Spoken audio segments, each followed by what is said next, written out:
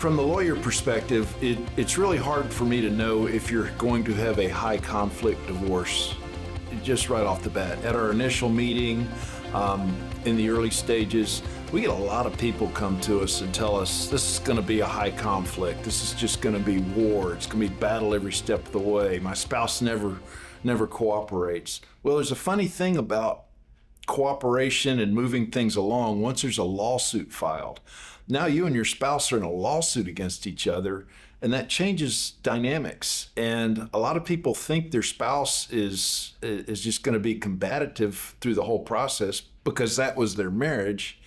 And they go on thinking, well, that's going to be the divorce. And quite often it's just not.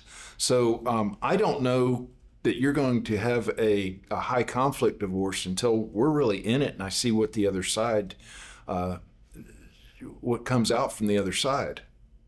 Every now and again in a divorce, my client is fending off a false accusation that they did this thing wrong, that this bad thing happened on their watch, it's their fault, blah, blah, blah.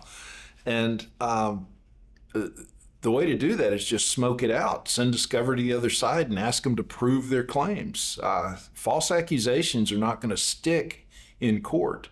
And that's where you really, you have to realize at the end of the day, this is going to be put in front of, if we don't settle this case up at mediation, it's going to be put in front of a judge, and a judge is going to make a decision, and the judge is going to require solid evidence on any accusation that either side's going to make. So false accusations hurt and sting up front. They feel like the other side's trying to leverage the divorce, but they very rarely hold up in the end.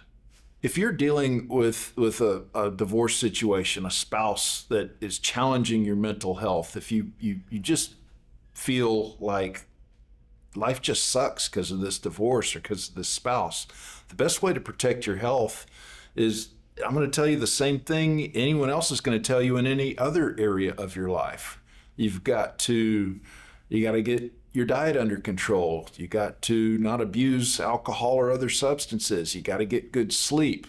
You got to have a good friend network. You need a therapist. If you are in a high conflict divorce, do not use your lawyer for a therapist. We're not good at it unless we've got a special degree, and very few lawyers do. And we charge a hell of a lot of money for that. Go get a therapist. They're cheaper and they actually know what they're doing. There are definitely things in a divorce you should compromise over. A lot of people get hung up on emotionally valuing things that really, to the rest of us outside, just have a financial value. Let's narrow this down to the topic of just like furniture in a house. A lot of times people will take an emotional position on a particular thing or not, and they become that they were willing to not budge one bit, on something very simple. The time to compromise in a divorce is when you get facts that are outside of your opinions, when you've got good counsel from an attorney, when you've got friends that are helping you along in understanding and seeing the whole picture and the whole truth. The art of compromise is when you give up something to get something. And sometimes the little things you need to give up, you overvalued, and the big thing you want is peace.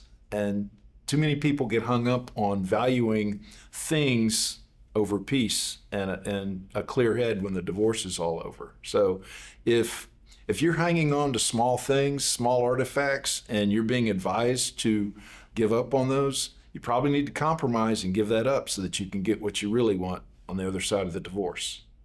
If you're stuck in a high conflict relationship or you have questions about a high conflict divorce, please give us a call. We'd love to help you.